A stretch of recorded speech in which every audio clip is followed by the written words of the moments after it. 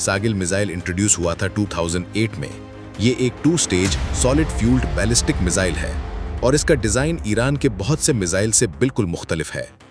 Stage 1 जमीन से इसे एक्सप्लोजिव थ्रस्ट के साथ लॉन्च करता है। स्टेज 2 इसे और भी ऊपर ले जाता है, इतना कि ये आउटर स्पेस के बिल्कुल किनारे तक चला जाता है, तकरीबन 500 किलोमीटर ऊपर। और स्पीड मैक 14 यानी आवाज से 14 गुना तेज। एनिमी के पास रिएक्ट करने का वक्त होता ही नहीं।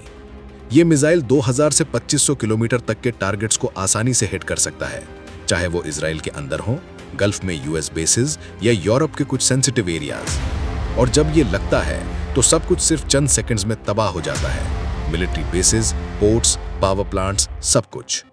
रीसेंट रिपोर्ट्स के मुताबिक ईरान ने इसे इजराइल के एक सेंसिटिव मिलिट्री टारगेट पर इस्तेमाल किया just after the US indicated intervention.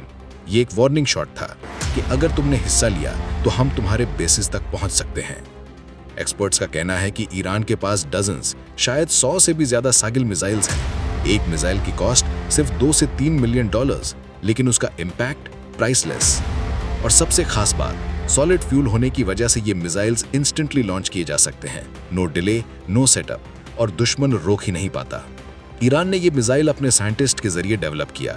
हो सकता है कुछ इंस्पिरेशन नॉर्थ कोरिया और चाइना से ली हो, लेकिन आज ये मिसाइल पूरी तरह ईरानियन मेड है।